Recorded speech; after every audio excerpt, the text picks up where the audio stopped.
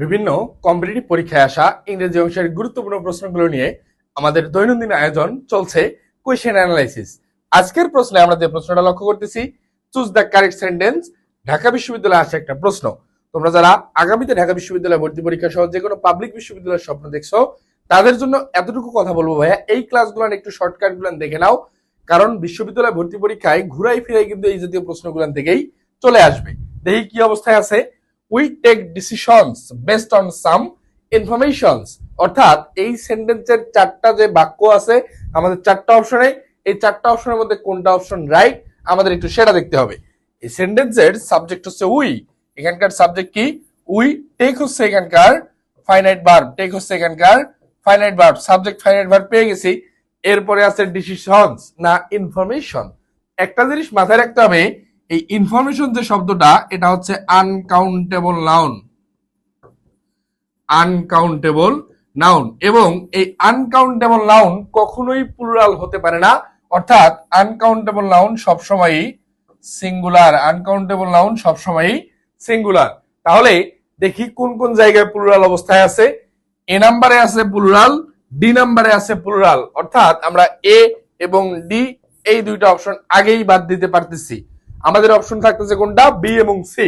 দেখি বি এবং সি কি আছে, টেক ডিসিশন আর হচ্ছে টেক ডিসিশনস।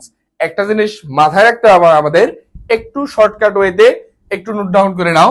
মাথায় রাখতে হবে যেটা আমাদের মেইনলি, যখন আমরা একটা ডিসিশনের কথা বলবো তখন লিখতে হবে take a decision, take a decision, অর্থাৎ সিঙ্গেল অবস্থায় থাকলে টেক আ ডিসিশন।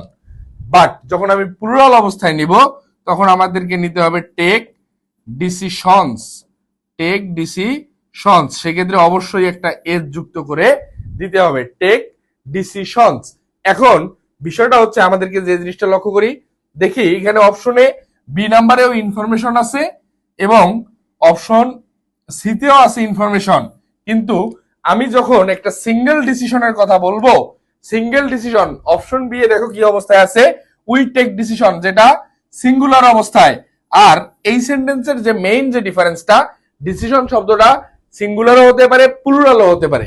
যেহেতু সিঙ্গুলার প্লুরাল দুটাই হতে পারে, সেক্ষেত্রে আমাদের এই বি নাম্বারটা রাইট হওয়ার ক্ষেত্রে আমাদের যে জিনিসটা লক্ষ্য করা লাগতো, এখানে অবশ্যই একটা এ লাগতো, টেক আ ডিসিশন।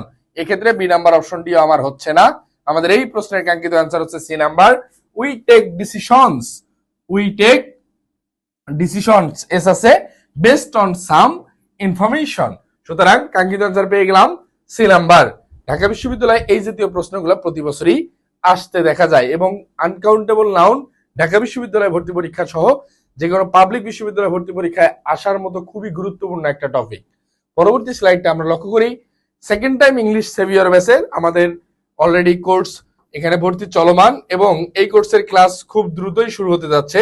তোমরা যারা এখনই এনরোল করনি, খুব দ্রুতই ইংরেজি ভীতিকে কাটিয়ে ওঠার জন্য এই কোর্সটি হতে পারে একটি কমপ্লিট প্যাকেজ।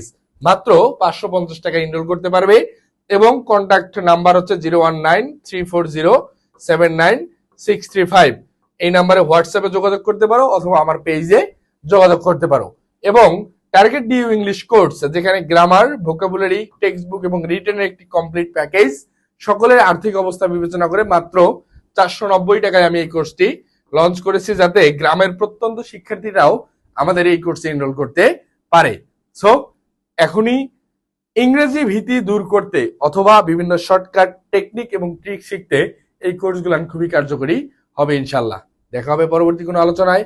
সে পর্যন্ত সকলে ভালো থেকো, সুস্থ থেকো। আল্লাহ হাফেজ, আসসালামু আলাইকুম।